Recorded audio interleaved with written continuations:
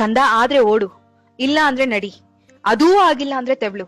ಅಷ್ಟೇ ಹೊರತು ಒಂದೇ ಕಡೆ ಆತರ ಕದಲ್ದೆ ಇದ್ಬಿಡ್ಬೇಡ.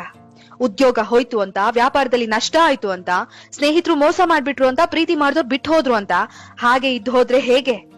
ದೇಹಕ್ಕೆ ಹೊರತು ದಾಹಕ್ಕೆ ಕೆಲ್ಸಕ್ಕೆ ಬಾರದೆ ಇರೋ ಆ ಸಮುದ್ರದ ಅಲೆಗಳೇ ಎಗರಿ ಎಗರಿ ಬೀಳ್ತಾ ಇದ್ರೆ ನೀನ್ ಅಂದ್ಕೊಂಡ್ರೆ ನಿನ್ ಹಣೆ ಬರಹಾನೇ ಇಷ್ಟು ಅಂದ್ಕೊಳ್ಳೋರು ಕೂಡ ನಿನ್ ಮುಂದೆ ಬಂದು ತಲೆ ತಗ್ಸ್ ನಿಂತ್ಕೋಬೇಕು. ಆತರ ಮಾಡೋ ಶಕ್ತಿ ನಿನಗಿದೆ.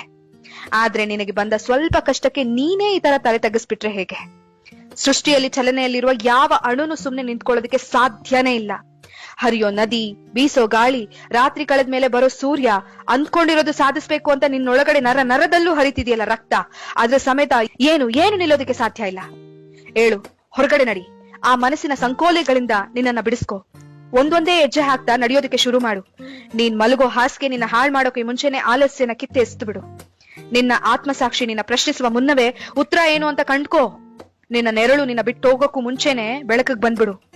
ಮತ್ತೆ ಹೇಳ್ತಿದ್ದೀನಿ, ಕಣ್ಣೀರ್ ಹರಿಸಿದ್ರೆ ಅಲ್ಲ, ನೆತ್ತಿ ಮೇಲೆ ಬೆವರ್ ಹನಿ ಚಿಮ್ಮಿದ್ರೇನೆ ಚರಿತ್ರೆಯಾಗಿ ಉಳಿಯೋದು.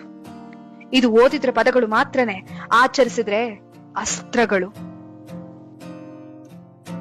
ನೀವ್ ಕೇಳ್ತಿದ್ದೀರಾ ಭಾವಗಳ ದನಿ. ನಾನು ಕನ್ನಡದ ಅಪ್ಪಟ ಅಭಿಮಾನಿ.